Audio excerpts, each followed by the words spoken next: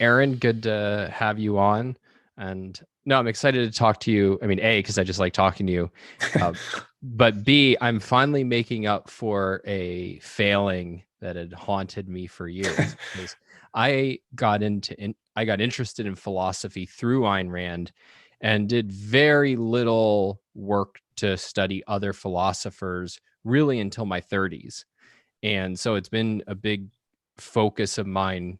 You could almost say a hobby, though it's career relevant for the last, 7 or 8 years to kind of make up for that. And I don't think I'm the only one in that boat. So, as a professional philosopher who's really interested in other philosophers than the ones they agree with, I think there's plenty that I can extract from your mind.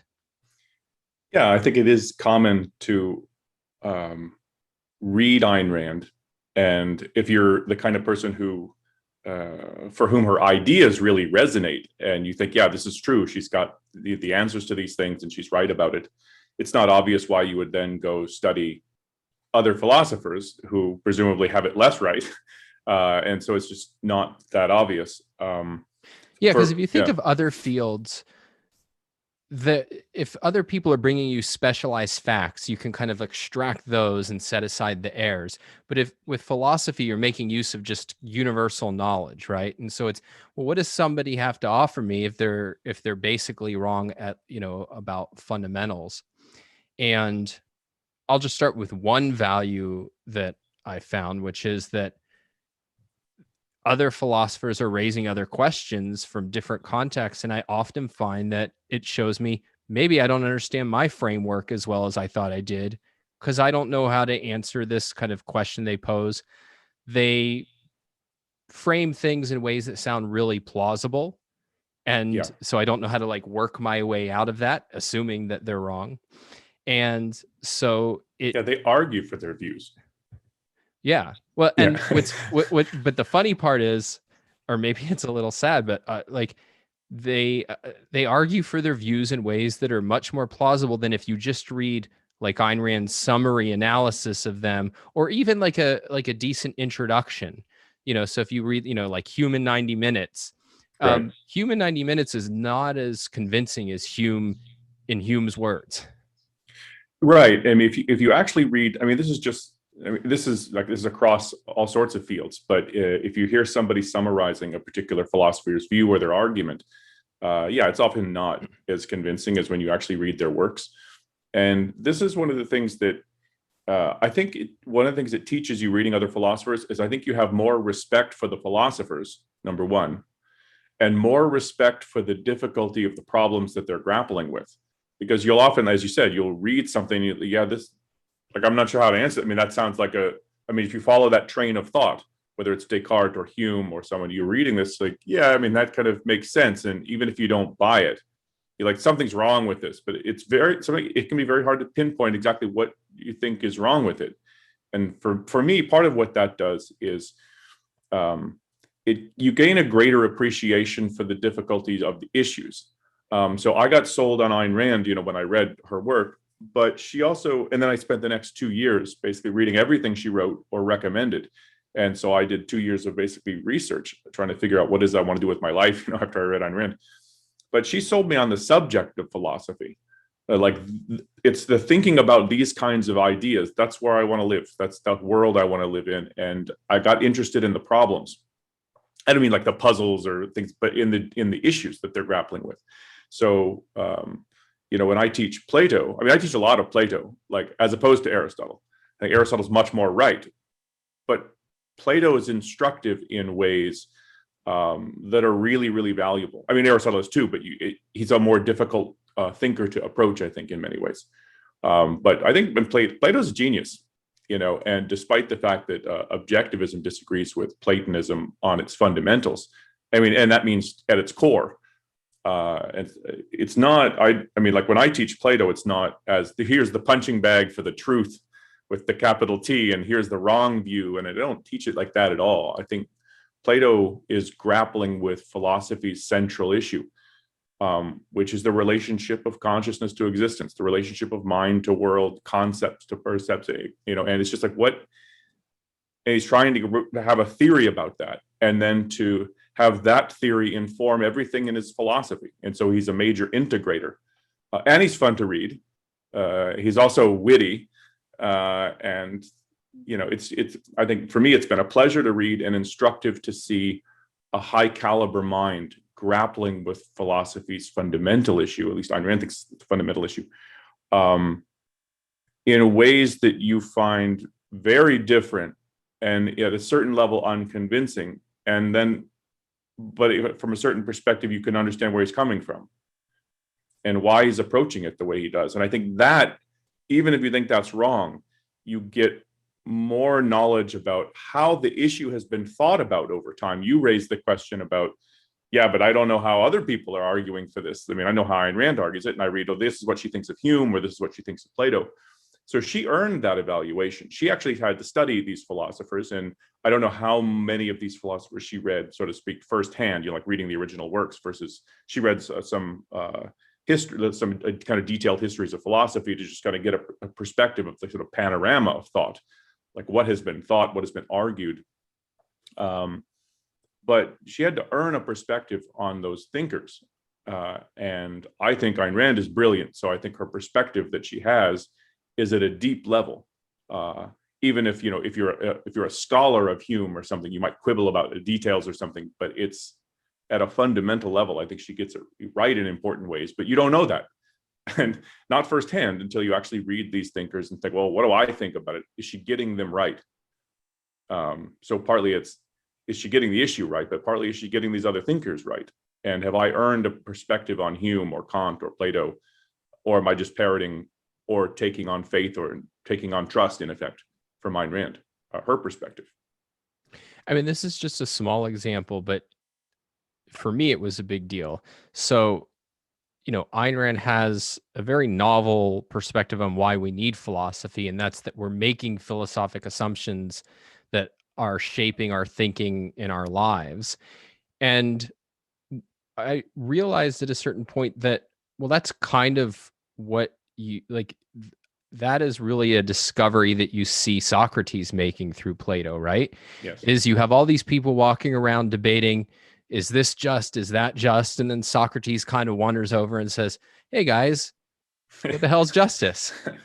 But it's that you're making certain assumptions that you know what you're talking about, that you know how to judge right and wrong, that you know what kind of world you're living in. And then it takes a genius to go, that's an assumption. And there can be different answers to that question. And how do we think about what the answer should be? Like, that's, I think, the kind of birth of philosophic thinking. And it to me, it was the first kind of stepping stone to going, oh yeah, she's really right about this. There were later stepping stones, including a lot I learned from Onkar about where to look for philosophy in daily life. But that to me was going, oh, now I can see these assumptions in a way that I couldn't before. Yeah, a lot of philosophy, a lot of what philosophy teaches you to do is to be more introspective and to be more reflective about what your implicit assumptions are. Like, what are your operating premises? And you're not always aware of them, but they're in the background and they're functioning. Like a view of what's just or a view of what's right or wrong. You often don't turn your thought directly to those things. How often as a teenager, what's the nature of the good? Like, why do we put some things in this category? These are the good things, these are the bad things, or these are the things that are right, these are the things that are wrong. You might object, no, my parents tell me this is wrong, I don't buy that. But you don't then go on, how do you figure out what's right and what's wrong? Like, what would be a standard? And that's philosophic thinking, but you often don't do that until you see the need. And that's one of the things, Socrates, in Plato's works was pushing, is that you have to first get the person in a position where they feel like they're lost, like they're lacking something and they need to ask some questions. And so he often gets them in a point where they get confused and they get frustrated with Socrates. And I used to do this in university. I was teaching at a time when I think the Iraq War was going on, and I would ask the students whether they thought the war was just or not. And some kind of hands would go up or whatever, and then you tell them, okay, write down what justice is, and they would just sort of sit there, and they're like, something is just if it's fair. or right, or and is so justice is equivalent to fairness, and then you could talk about that. Or is it just a synonym for the what's right? Well, not so, and they've never thought about it, and yet they operate with these terms. They use them all the time, and that's the thing when you're like, yeah, okay, so there's something operating in the background that I'm taking for granted, and I need to bring it into the foreground. And similarly, if you ask them questions like, just give them I used to give them like a survey, in effect, like, do you think there's just nature, or that there's something beyond, like a god or a supernatural realm or something? And asking a whole bunch of questions about this stuff. And it's about making their the assumptions about what the world is like and what they can know and what they think is right and wrong, but making it explicit so it's in front of them, and then we can ask a lot of questions about those things. I think they find that kind of thing helpful. Yeah. Well, I like the Iraq example because you're starting with a thing that clearly has consequences in real life, right? Yeah. It's not just like, because you could have just marched in and said, hey guys, what do you think justice is? And then you'd get a bunch of different answers. And then, it's not obvious why that's an important question. You can give some sort of abstract, argument of, well, it will lead to different justice systems or something. But if you start with, there's a war, or should we be fighting it or not? And then to see that different views of what justice is can lead to different like life and death consequences for a lot of people. I think that, because I think one problem in philosophy is that usually it's rare for the philosopher to say, these are the real life and death consequences that hinge upon this issue. Yeah. And yeah. And that's what something objectivism just hammers into you. I mean, it really teaches you just how important philosophic issues and questions are. And one of the things I noticed as a grad student, I was a TA for an ethics class. And it was first day of class. The prof couldn't be there. He had to get sick. His wife got sick. Who knows what? I don't remember. So he asked one of the kind of grad students to lead the class that day. Go over the syllabus and kind of introduce philosophy and so on. And this guy was almost done his PhD, so he was kind of really at the end of his grad school. And so the poor guy, he gets up and goes over the syllabus and so on. But then he's trying to introduce philosophy, and he says, philosophers ask, like, what is a cup? And the class is, I'm sitting in the class, and the class is just like looking for, like, I don't know, this is a cup. What's he talking about? He's like, and he's like, and he's trying to get to, like, where you're trying to ask for what is the nature of something, or what is the essence or identity of something, and metaphysical questions. And he was like, what is a cup? And he talked about that for about 5 minutes, and the class is completely lost. And like, from the perspective of objectivism, you'd never think of introducing the subject of philosophy like that. Like, this stuff matters. This is giving you perspective on guidance as to how you're going to make your choices in life, what goals you're going to pursue, whether you think you should pursue your happiness, or, go by whatever your parents or your society expect you to do, and kind of, put one foot in front of the other. And it's just about a whole way in which you conduct your life, and the kind of policies and government you're going to want and ask for and demand. And what is a cup? I felt kind of bad for him, but it was, I was thinking, as an objectivist, I was thinking, yeah, you'd never in a million years introduce philosophy like that. Yeah. I mean, but even within objectivism, sometimes, like, Ayn Rand will insist upon a certain point, and you have to think, like, well, it's not obvious to me what hinges on this, or like why is this point being made? I'm trying to think of, a good example.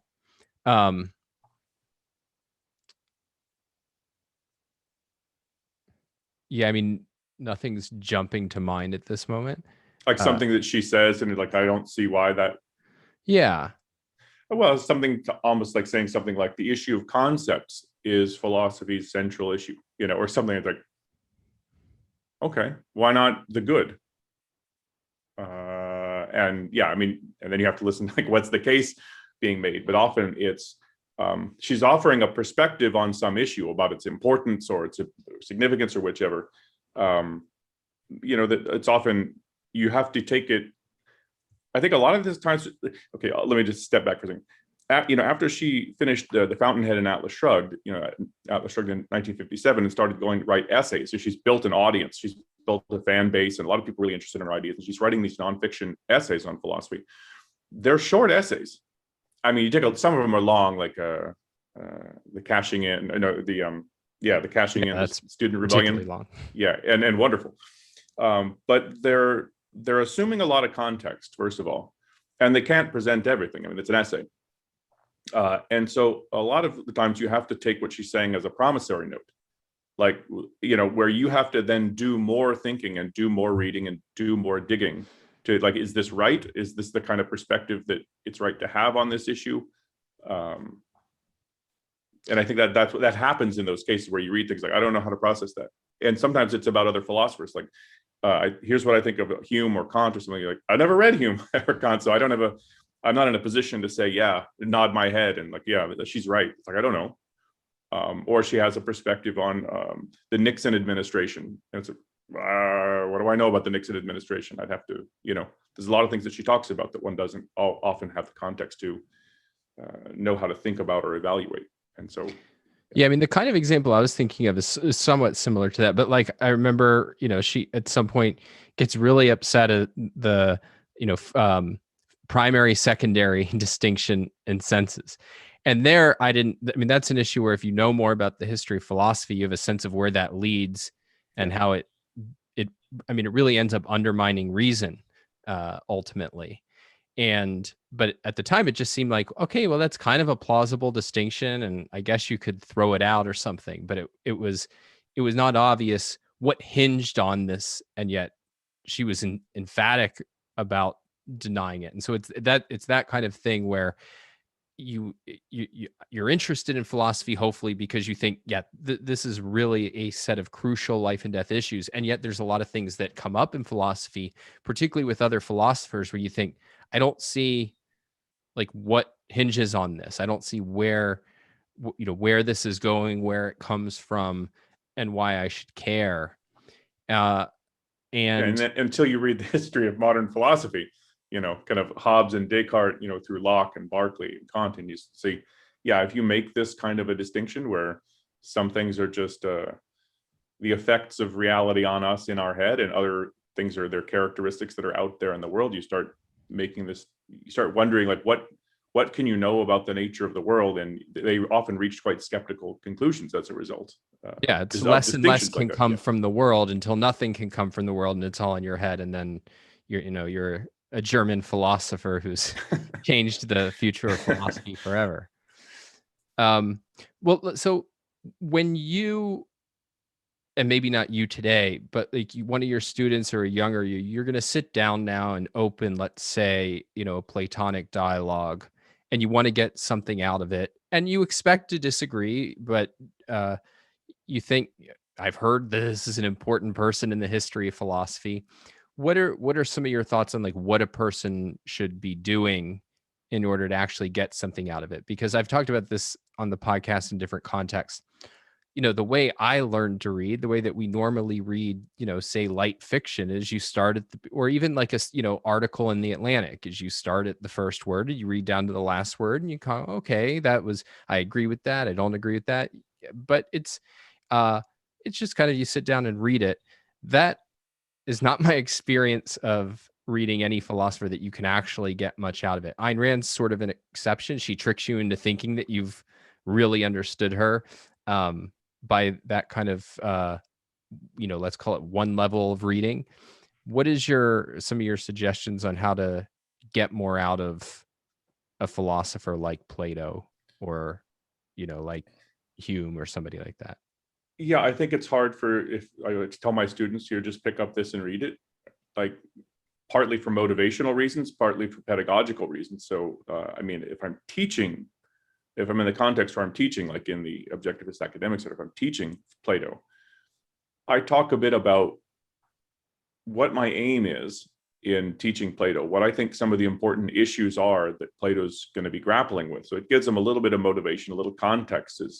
And if they've read a lot of Ayn Rand, it's, how she thinks that this issue is really important. She has a perspective on this. We're going to look at a different perspective on that from a major thinker in the history of philosophy. And I want to try to get to an appreciation of how he thinks, so take Plato, for example, how he thinks about it, why he thinks about it the way he does, and to try to motivate the plausibility of his approach so that they can start to, yeah, okay, we can read it for class and then maybe do an assignment or something. But they never, if they never get to the point where he kind of has a point, because that's what I wanted to get to him, is where I guess he kind of has a point.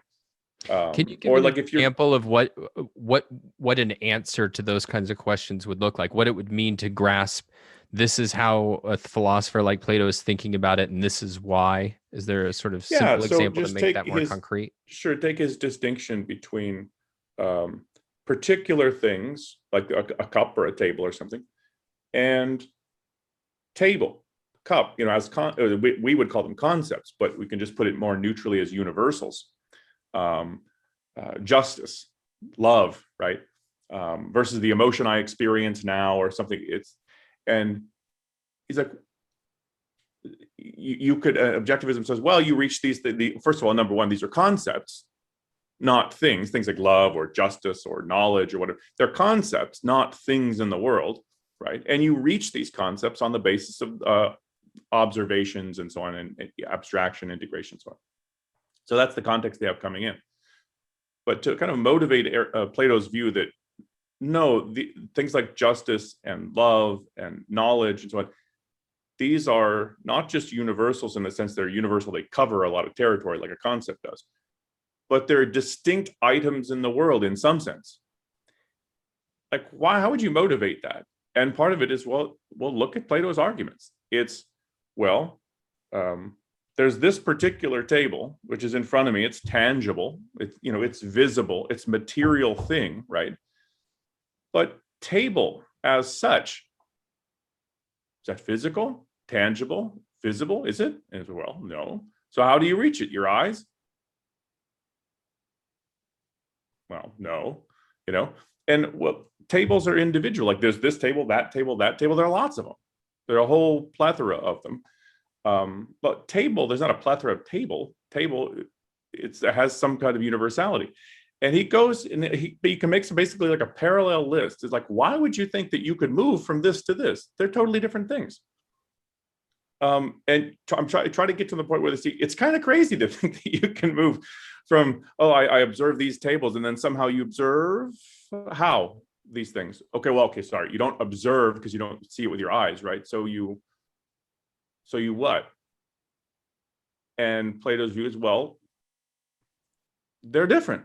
They're different things. And so reason, your mind must access some other kind of distinct item, table or love or justice. And I try to kind of get it to the point where they can see, okay, yeah, I can see the force of that argument, like how you would, like, even though I don't buy it, I see, yeah, I can see how you would do this. And so I can see how you can come up with some theory of forms and have this whole bifurcation of reality.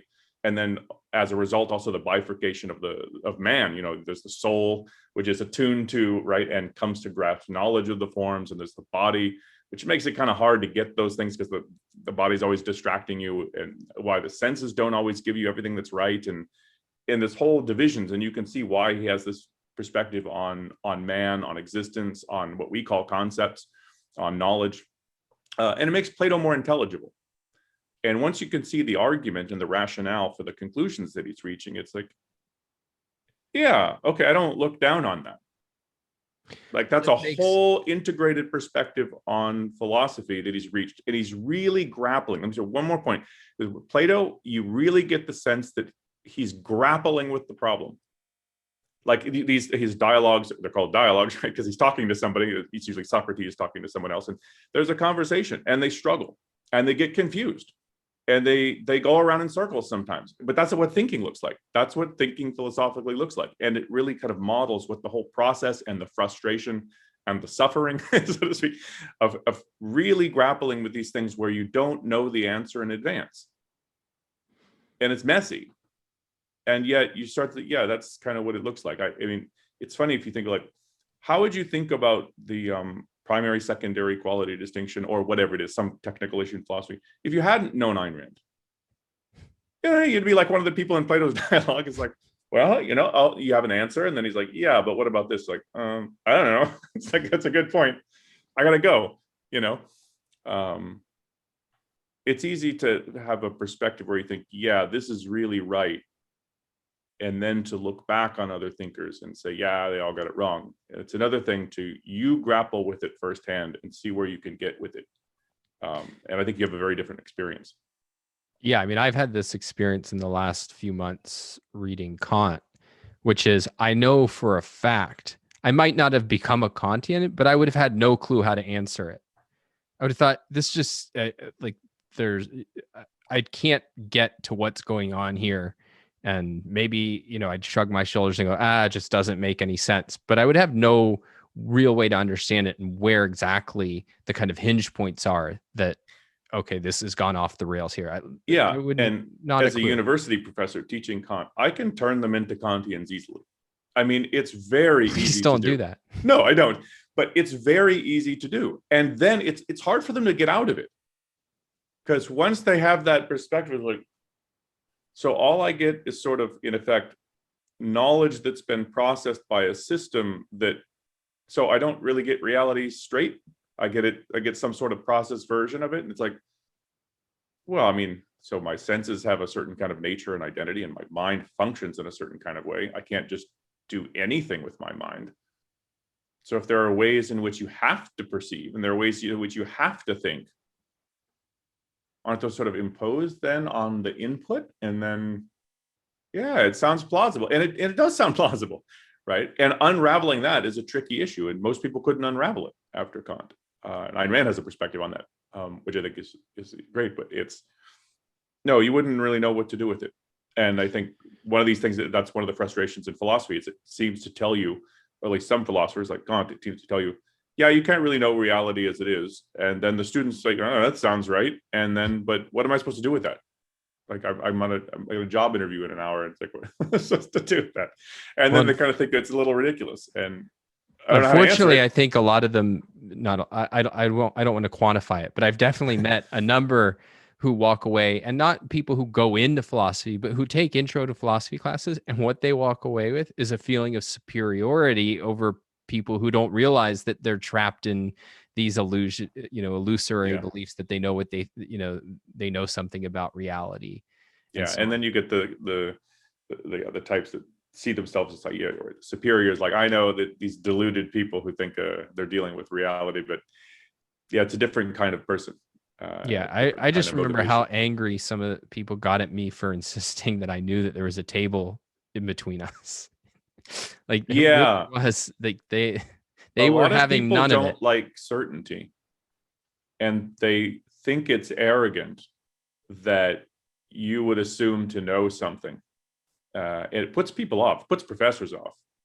I mean, sometimes you don't know what you're talking about, and you're acting like you know what you're talking about, and you're certain, and so on. And that's maybe a little bit understandable, but it's not the same thing as when you actually have it's a different thing from a knee-jerk reaction. Like when somebody expresses some kind of certainty, you bristle, and you definitely see that among not as much among students, but yeah, I don't know how I'd actually characterize the type, but one step I think is really useful in going through the process of understanding a philosopher is taking a next step to say, all right, where do I see this in like non-philosophy students?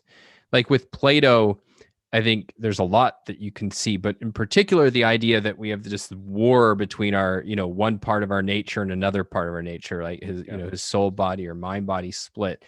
And like, that's something I feel you run into all the time, particularly in the form of like, and now this is, I think, channeled through Christianity a lot, but it's that like, look, I know what's right. I know what I should be doing, but I have these kind of desires, and it often today be put in more evolutionary terms, right? They're built into me that are tugging me in this other direction. And so basically what we kind of do is, try to rein those in as best we can. We're not going to be perfect at it, but like that whole model of thinking about human behavior is kind of a war between, the higher and lower parts of our nature.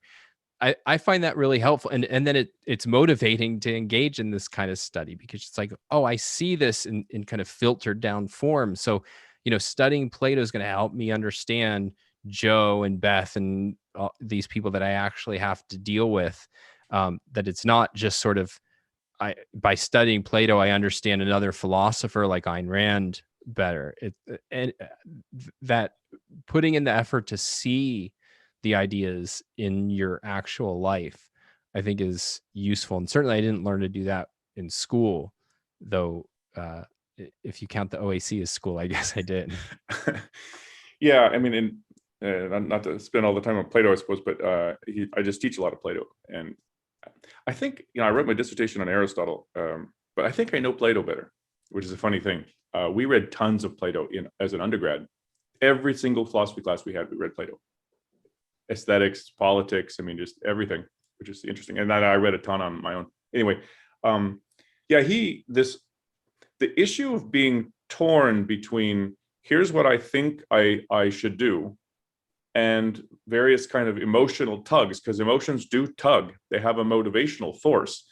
And to be feeling like you're pulled in different directions, I mean, that's something we experience. So it's not, and then you have to try to come to understand that. I mean, Plato has a view about that, but he has this example where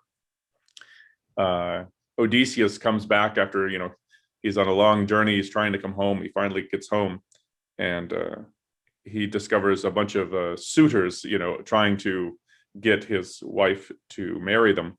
And they've kind of laid waste to his land around. They're eating his crops, and it's just like he's furious.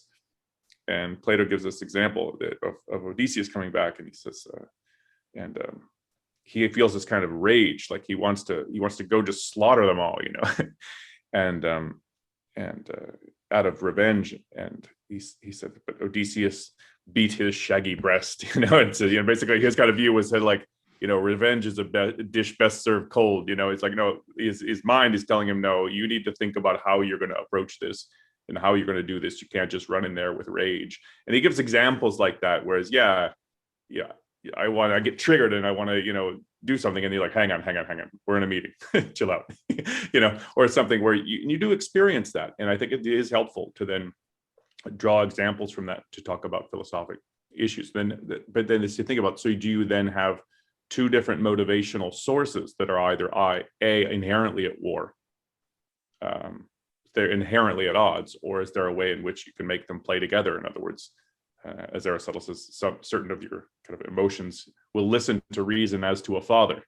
In other words, you can get them to be in line with your thinking, so that you don't have those kind of conflicts anymore.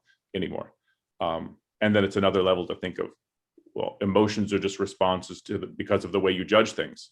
And so they have intellectual or cognitive roots. And so there's a whole view about like how to think about that conflict, but it's a conflict we experience. And that's another thing, which if you're teaching philosophy and you're trying to motivate the subject, starting with things people, I can experience that.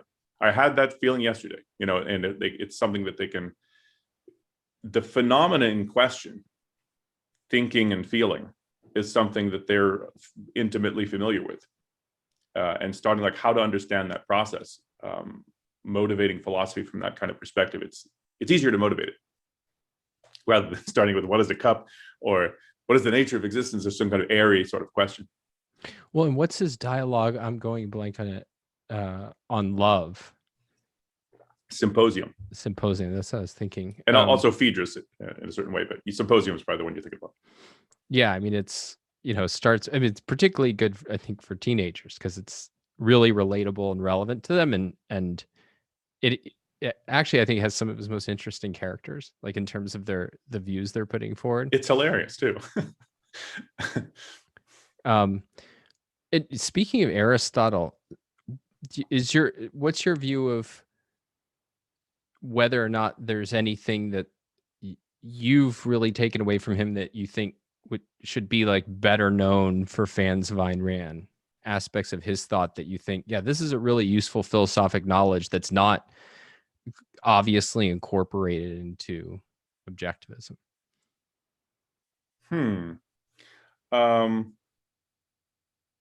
I'll say one thing methodologically. I don't know what the audience of this kind of podcast would know about.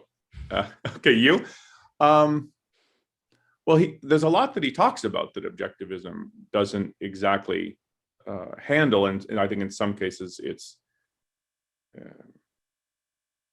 it's because the issue is a kind of a package deal of science and philosophy. And it's not, like she said, cosmology, we need to get that out of philosophy. So there are certain kind of issues like that it's a kind of a blend of what's the nature of the universe and then what are the scientific facts and how to understand this.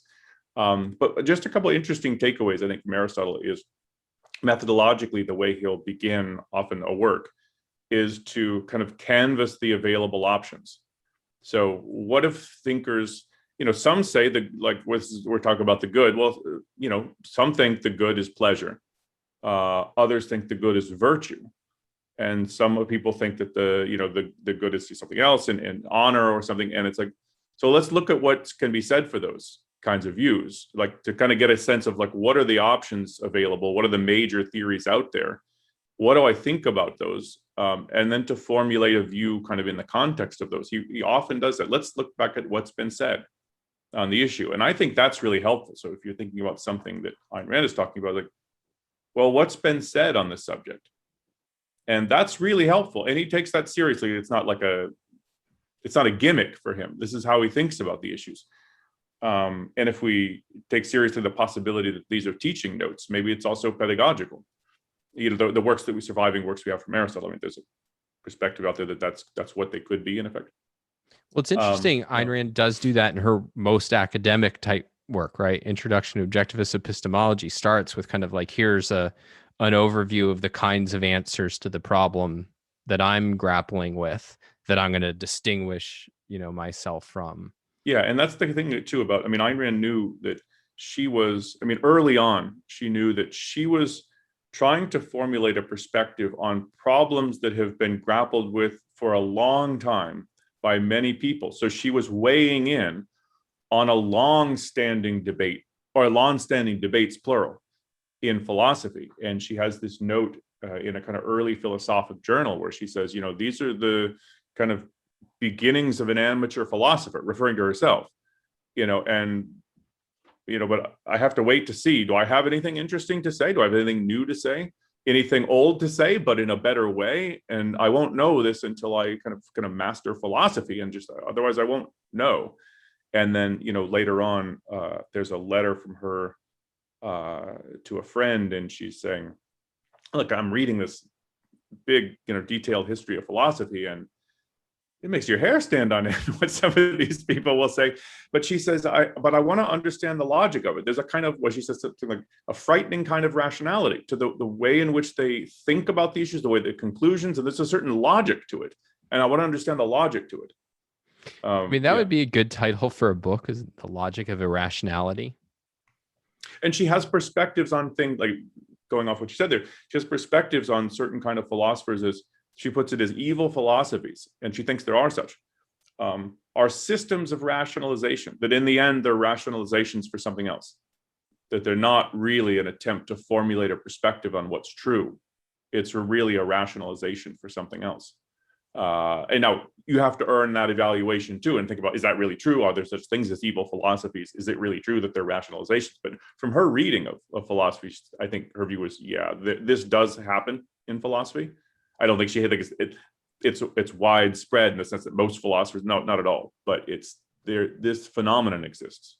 Well, I think what a person can get at with, less than kind of a full examination, you can get that philosophies can be used as rationalizations, and that's for sure is a real big attraction factor. Like, even if you were to grant all philosophers, the presumption of innocence on their own, I think a lot, and in philosophy who needs it, I think Ayn Rand makes a compelling case that these are often invoked, not the full philosophies, but the kind of catchphrase syntheses of them as excuse making and kind of cover up for yourself and for others, your yeah, and that's part of just the nature of the ideas. If you get sold on an idea, it has an impact on you, whether the person selling you the idea believes it really or not.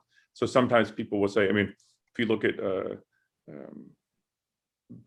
collectivist regimes, they'll put, man should serve the community, serve society, and it's very putting forward this sort of altruist perspective. And I think many mean it, They really do think that this is the good. And many use that as a rationalization for power. But they can be used both ways. All you need to do is sell people on the idea. Whether you buy it really, the proselytizer buys it really or not, it's not relevant except to your evaluation of the particular individual. But it's the way the ideas operate. But you made a good point in passing there that's worth focusing on. There's often a view that the problem is when people use these as rationalization. So like altruism, you'll often get kind of people who've been somewhat influenced by Ayn Rand who are like, yeah, they don't really mean it. It's kind of like they're not honest about they're using it as a tool to get power and so on. But if they did, there'd be nothing objectionable, right? Like it wouldn't be, if they really were sincere in being for, sacrificing for others, living for others, instead of using it to like get rich and powerful, that would be fine. It's just, it just so happens that people aren't like that. And part of, I think, the perspective you get from her is that, no, it's bad either way.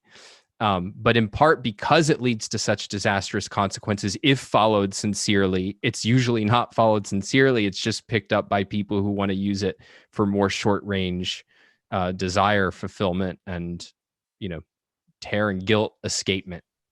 And once you get somebody, you sell them on a principle, and is something like, it's better to place the interests of others above your own.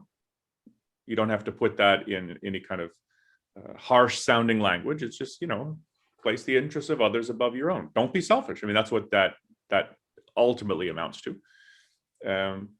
Nobody really practices it fully because it can't be practiced fully. Because if you really did that, you deprioritize everything that you want, and you suffer greatly and die. But so people cheat on it because it's the only way to function. Nobody wants a life like Mother Teresa. They want a better life and they want to pursue their own goals and stuff, but they can't get the hook out, of, yeah, but that's kind of wrong. And okay, maybe it's okay to do it sometimes, but you can't totally function like that. I'd have to view myself as immoral. So you can never feel clean fully, and never feel fully in the right to live the way you do. And this is what kind of Ayn Rand is trying to give you, the sort of philosophic perspective that licenses that, and not do whatever you please, but to think about the pursuit of your own goals and living for your own interests. So you need to figure out what those are, but that's a moral endeavor, not just, well, there's the moral, which means living for others, and well, you got to get a job and stuff. That's part of the practical, and they have this moral practical split. Then all the stuff you need to live and survive and function and be successful falls outside the sphere of the moral. That's just practical stuff. Don't walk in front of a bus, Don, right? That's not moral. That's just got to live, right? But then you have this whole separation between, here's the whole realm of what you need to do to live and be successful, and that's the at best amoral. And then there's the moral. Why is the moral then? The moral, the good, the right, opposed to or standing in opposition to what's required to life? And that's the question that she asks. And she says, there's no reason why that should be the case. Yeah. So she has a kind of a deep, as a deep perspective on what's wrong with altruism. It's a moral code as a way of functioning.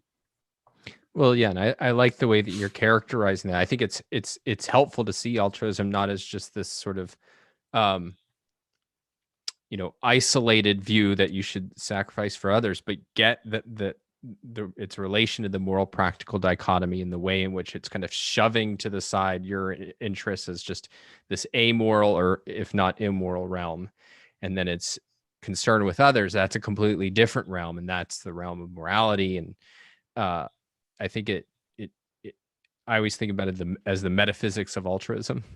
It's what's the kind of view of the world, the view of human nature that's embedded and supports this kind of view of morality. And it doesn't make it true, but it makes it like you can kind of get how people think about it and how it can be plausible in a way where if you just put it as somebody comes along and says, hey, give up what you want, it's like like that's crazy. And in the end, it is crazy, but why don't people see it? Because there's a whole view of the way life works that is and there's a metaphysics it. underlying it. I mean, Ayn Rand thinks this is based, ultimately it's based on mysticism, even if the person isn't mystical. And if you look at kind of ancient Greek theories of ethics, I mean, all of them are focused on, in effect, what is the best life and how to live it.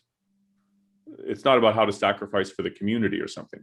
And then when you get views where it leans more toward, yeah, you do have a duty to take something else, something that stands above you in some sense, as a priority over, let's say, your personal or private goals, it's typically something mystical. Like if for Plato, it's the form of the good or God, depending on what dialogue you're reading or whatever. Or there's the good as embodied in the state, in some sense, that you have to kind of sacrifice for. You're a foot, and if you need to be cut off, you're going to be cut off, and it's but that's also coming from, I think, what Objectivism would think of as some form of mysticism. And similarly in Stoicism, you could have viewed that there's a kind of how would I call this, kind of a cosmic altruism, if you want to put it this way. It's sort of, you have a duty to live in accordance with nature, both with your own nature and with the nature of the whole, which, fine, sounds fair enough, right? But part of what they think that involves is there's a sort of a divine reason that structures everything that happens in the world for the best. And so your job is to play your role within the part of the whole. And if the whole requires you to be a cripple, then that's the role you play. If it's you're a poor person, it's like that's the role nature has. So in a way, it's not like, well, how do I get the hell out of this situation? It's terrible. I want to have all these goals I want to pursue. Well, you have a duty to kind of play your role and fit like a tooth in a set of teeth, like the bottom row and the top row.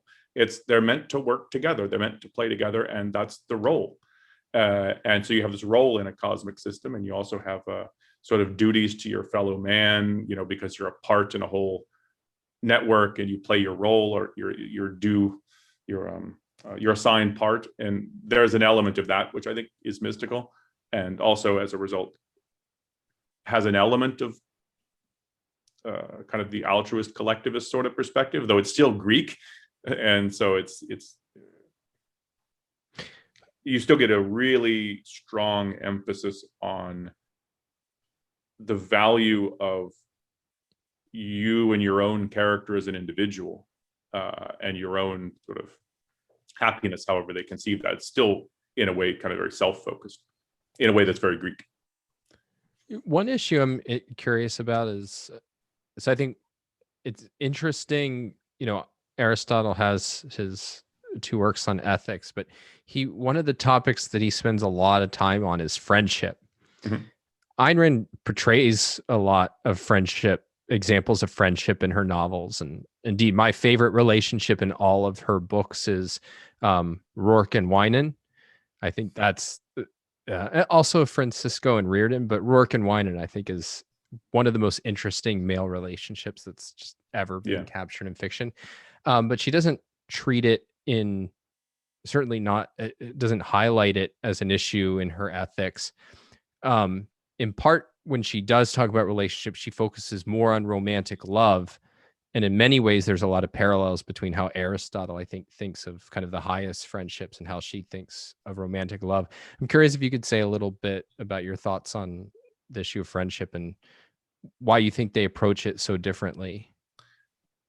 I'm not sure. I mean, so for Plato, so for Aristotle, and he's talking about friendship. I mean, it's one of these, it's an aspect of the good life.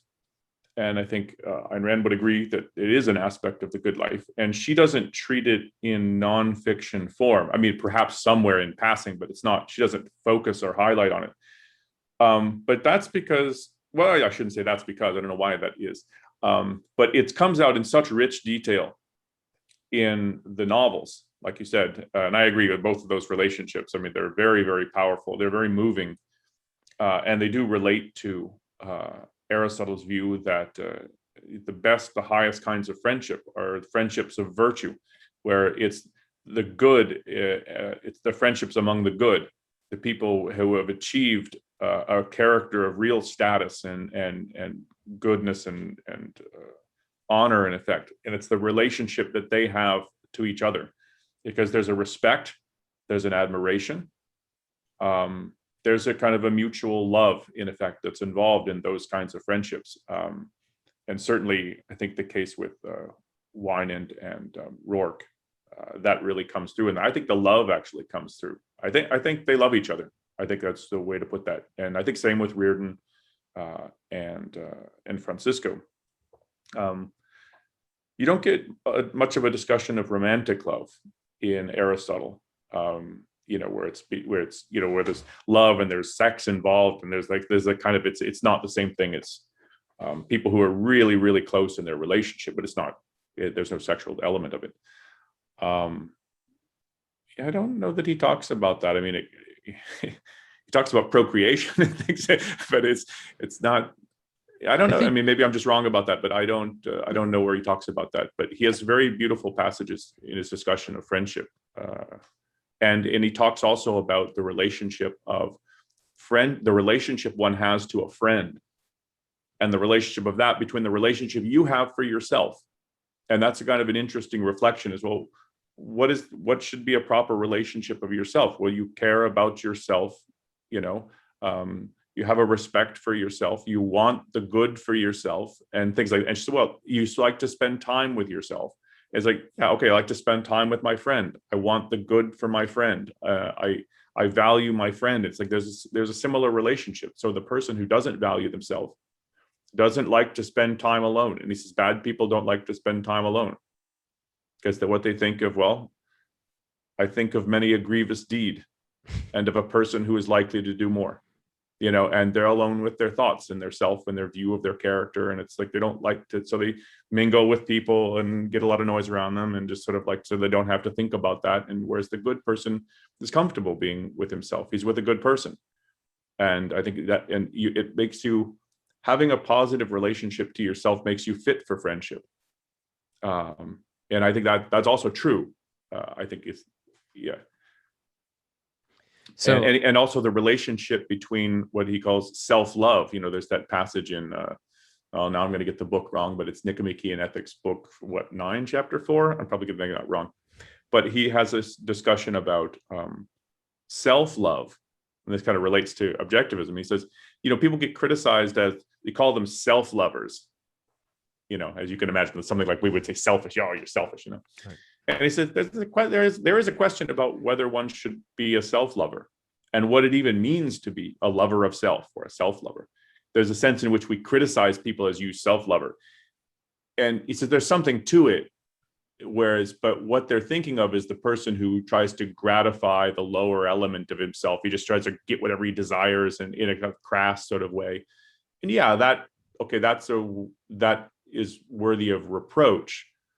But there's a sense in which it's better to think about it as yourself is your mind, your reason, and you want to gratify that the most and get the most for it, and so it's like when you think of that, yourself is your mind or your reason, what thinks and judges in you, and you want the best for that, and you want to be a glutton, so to speak, about getting the best for your mind and your reason. You should be a self-lover in that sense. That's what it really means properly to be a lover of self. And so you should be a lover of self. And so he's also grappling with that. What does it mean to be self-interest? What is the self? And what does it mean to gratify the self most, And he has a view that's, I think, similar to Rand's in that regard, that you have to reconceive what it means, what is yourself, and what it means to be self-interested.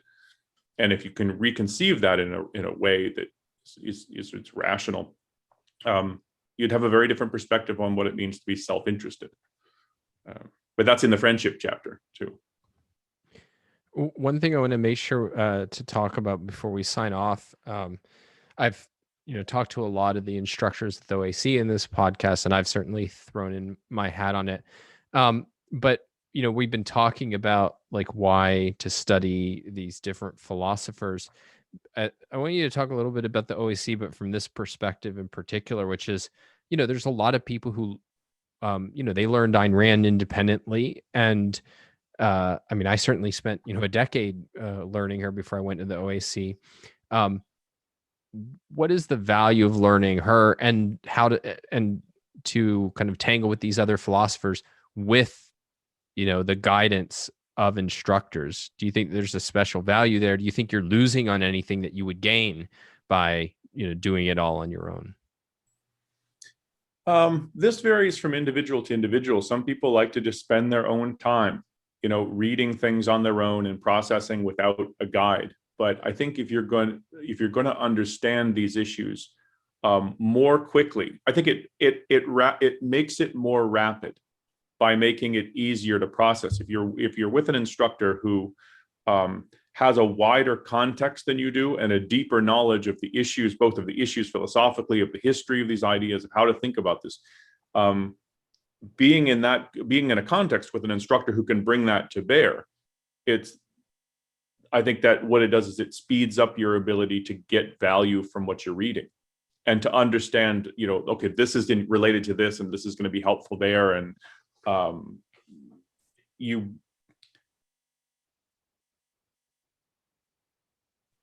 it's like you're reading a text with a guide who knows the text better and knows how it relates to all sorts of other issues, that then the guide can then bring this in. And I didn't know that, and it's just that it gives you a richer context as you're reading. So as you're going through these works, you're also, an instructor can come on but also push you to ask questions you wouldn't have thought to ask, and expose also, like when you read homework assignments, for example, sometimes you just respond to the homework assignment, and sometimes you just spend some time probing the student who asked the question. Like, why is this a concern of yours? And it's like, well, I had the question. And it's like, yeah, but what's behind that? Like, what turns on this? And that's a question I ask all the time. And they often don't know, like, am I just gnawing on a bone because I just have a question? Or is it, I think something turns on this, and getting them to think more about that. So it's, you can look at it as, here's someone who has a greater knowledge of philosophy and its history than the students do. But it's also someone who spent much more time thinking philosophically and is much more attuned to the kinds of questions that one would need to ask real time, like while you're reading it and while you're processing. Like one of the things I picked up, from Onkar Gate was, he's the senior instructor, is he helps you think about how to file things in your mind while you're reading it. So one of the assignments he used to give was, for a given reading, say you read an essay by Ayn Rand or whatever, it's what surprised you in the essay? What do you think you don't quite agree with? What do you think you don't understand? And he gave a series of these things, and it helped you file, like, because if you actually go back and read, I don't understand that point, but it's good to file it like that, not gloss over and go, yeah, okay, so Kant is whatever. It's like, I don't know, okay, well, I just gloss over and assume it's true, or she's probably got a good reason. No, don't do that. I mean, you can give her the benefit of the doubt, but you should file that as, she has this perspective on this guy. I haven't read him. I don't understand that. So I don't know if that's true, but file it that way. Or if you find something surprising, like she comes out guns blazing on some particular point, you're like, yeah, well, I'm opposed to that point too. But I mean, why come out so powerfully against it? Is it that really that important? And okay, so I find that mark that that's surprising. I don't, because then you file it, like you can go back and say, I wonder why she was so fired up about that. And it's helping you learn to file real time. Rather than do what I think many of us do, is you kind of read and you just sort of gloss over the points you don't understand. And right. Yeah. But it jumps out at you. Yeah. Okay, I'll hang on to that. But this is, in effect, you're making everything jump out at you, but in a different way, right? Like, this jumps out at me because it's surprising. This jumps out at me because I think it's wrong. This jumps out at me because, okay, that's new and clarifying. And this jumps out at me because I don't know what the hell she's talking about. Yeah. It makes you more self-aware. Yeah. Well, and that's what I was going to say. The way I think about it is, I think the motivation not to work with teachers, it can often come from the good place of wanting to be independent. But my experience is that actually it makes you more independent in the best sense, because the more control you have over your own thinking, the more you know how to think philosophically, the more that you can be independent in terms of, think through and judge all the way down, to its core different issues. Whereas the less self-aware you are of how you're thinking, and the less in control you are of your own thinking and your philosophic thinking, you're not dependent in a moral sense, but you don't have as much self-control over your mind. And that's really often the best way to have control over your mind, is to work with somebody who's at a higher level of development in whatever skill or body of knowledge you're trying to acquire. And that kind of intellectual self-control is not, you're in the Garden of Eden pure state and you have full intellectual control, and then you reach a teacher and now I'm blinded by the light. And no, it's not really the way it happens. You have to learn that skill. So the example about how to file things, this is something one can learn or pick up from a teacher, which helps you become have more self-control, more self-aware, more in active control. Like while you're reading, while you're thinking about it, you can learn this. And this is one of the things that we try to impart to the students, is to try to get them to have a more first-handed view of their own conclusions, including what they think about Ayn Rand. But that's a process, and it's not because there's something wrong with them, and it's not like being first-handed and independent is the default setting. You have to learn that, and I mean, if you have teachers that are dogmatic and maybe you're not learning it, and you got to learn on your own.